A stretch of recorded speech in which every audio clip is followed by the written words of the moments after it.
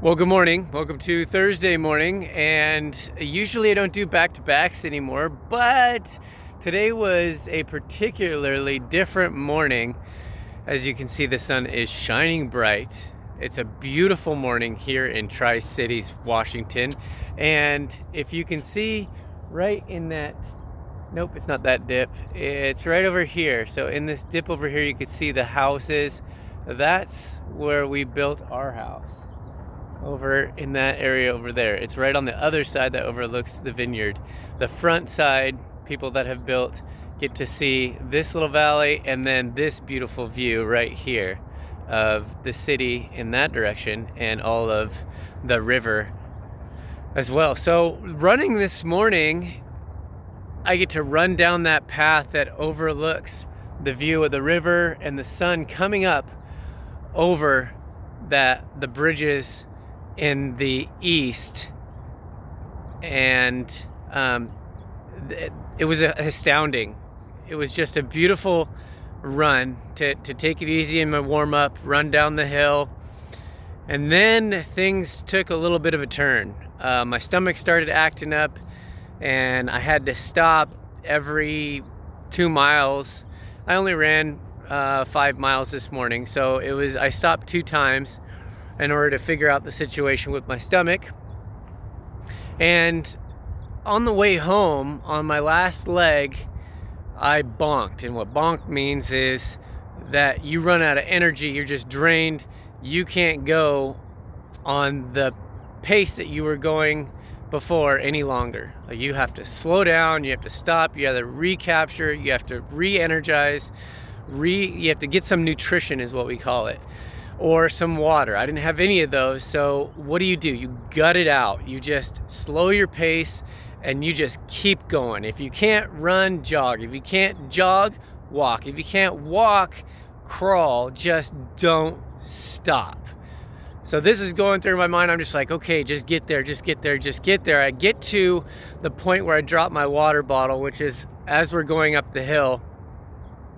And so I grab my water that has electrolytes and nutrition in it, and I'm chugging on that and jogging up the hill, and I'm feeling a little bit better, walking slowly just to regain my composure and get things back in order.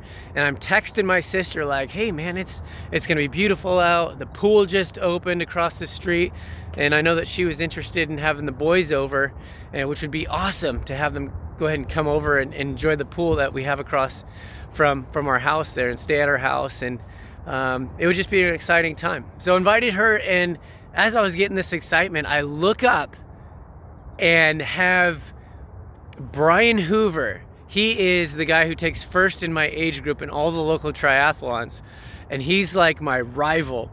So I look up, kind of shockingly, because it's a narrow path, and he's coming running down with his dog, and he kind of glances at me. He'd probably been seeing me from a long shot, and we just give this stare of like the competitive fierce stare, I want to say, just the stare down of like, and I have never felt that fierce stare that come out of me in my life, because this is something that I've been working towards, and I probably talked about it on this before, that there's this one guy who always beats me, and that's what I continue to try and compete and get better with myself, so that I can eventually get first on the podium during these local races.